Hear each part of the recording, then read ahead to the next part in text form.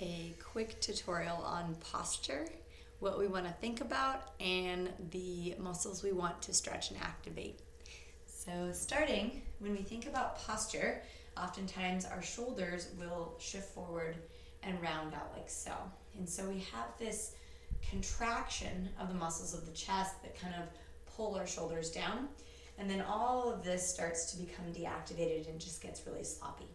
So to start, we want to open up these muscles so that our shoulders are allowed to relax and shift back into normal position. And normal position, or good position, we want to think about head stacked on spine, shoulders over hips. So starting to become aware what good even means.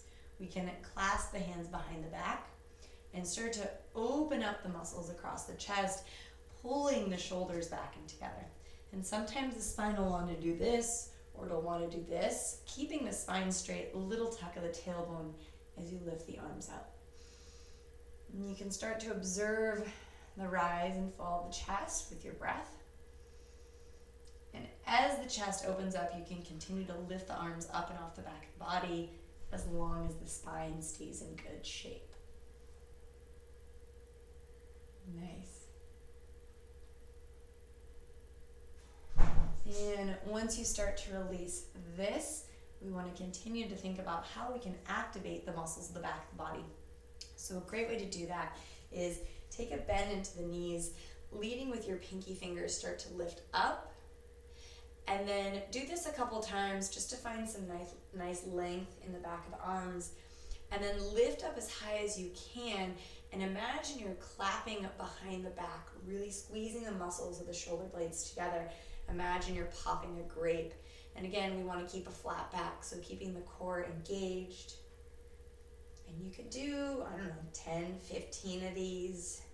You can do it for time, 30 seconds. But continuing to lift those arms up, keeping them straight as you pull the shoulder blades back and in. All right, so that's a standing stretch and a standing exercise. Next up, we can come down onto our bellies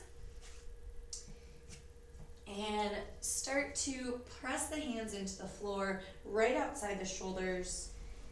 And this one's a nice one because the back is forced to stay flat because we're on our stomachs.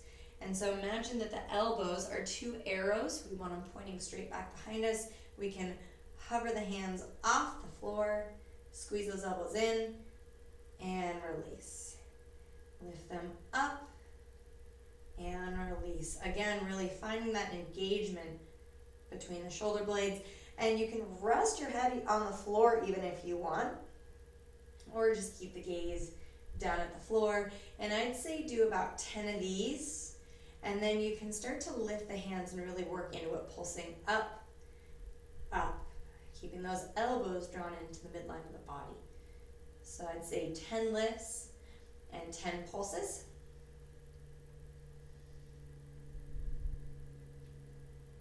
And then once you come on up, really keeping in mind those principles of opening here and engaging here. Even if you're seated watching TV or doing something, you can continue to work into the back by finding a straight spine and just pulling your elbows back and release.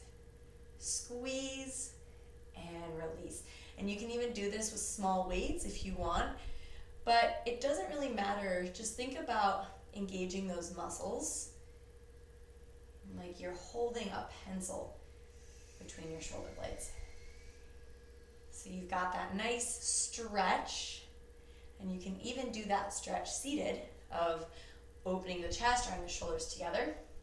You have the one standing exercise, which is the reverse clap, the prone exercise on the belly, the little lifts, and then the seated exercise, which is just pulling the elbows back and together.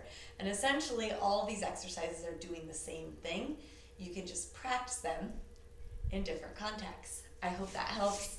Let me know if you have any questions.